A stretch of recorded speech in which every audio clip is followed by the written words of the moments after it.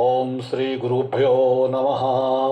ओम श्री विष्णवे नमो नमः।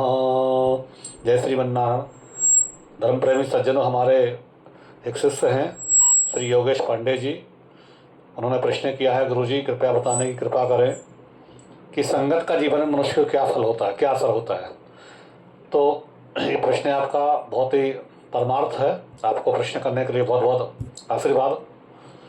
देखिए, ऐसा है कि जीवन में संगत का बहुत ही बड़ा असर होता है। संगत से गुण होते हैं, संगत से गुण जा। संगत का बहुत बड़ा असर है।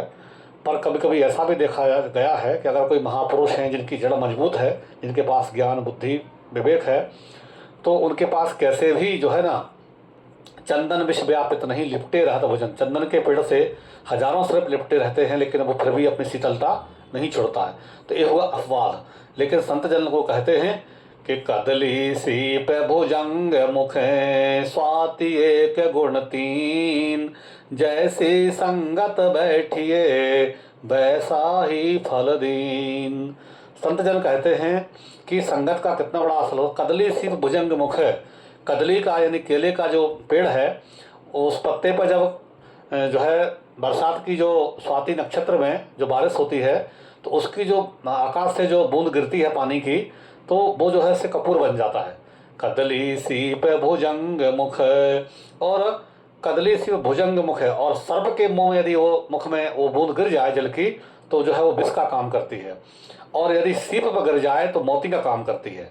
तो देखिए, आकाशमंडल से बरसात में जो जल गिरता है, बारिश होती है, उसकी जो पानी की बूंद है वो एक ही है, लेकिन वो जगह तीन अलग अलग है। यदि वो केले के उस पर गिरे, पत्ते पर गिरे, पेड़ पर गिरे, तो वो जो है कपूर बन जाता है।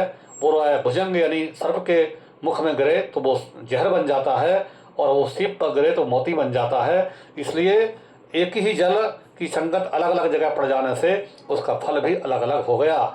इसलिए धर्म प्रेमी सज्जनों, संगत का जीवन में बहुत ही हम सबके बहुत महत्व देता है।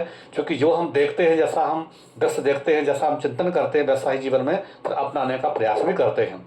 इसलिए सबको इन चीज़ों से बचना चाहिए। गलत दृश्य देखना, गलत चीज़ों के उसमें करना, अपने बच्चों को गलत संगत में लगाना, इससे बहुत बड़ा असर पड़ता है।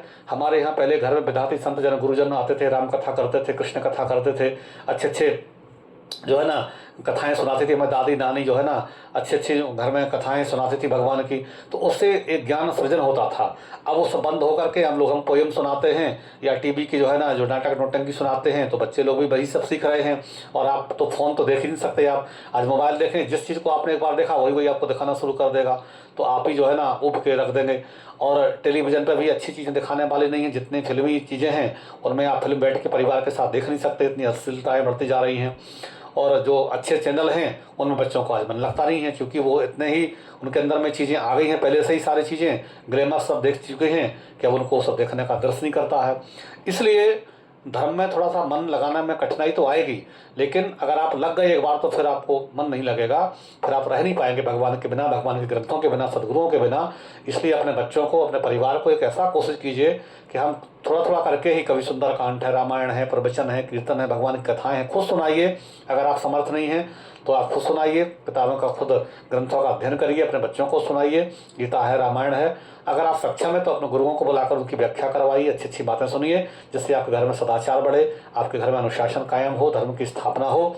तो निश्चित तौर पर संगत का बहुत बड़ा जीवन में असर पड़ता है, और इसमें कोई दो मत नहीं है। मुझे विश्वास है कि मेरे इस स्पष्टीकरण से, प्रमाण से आपको संतुष्टि मिलेगी। अस्तु। जय जय श्री राधे।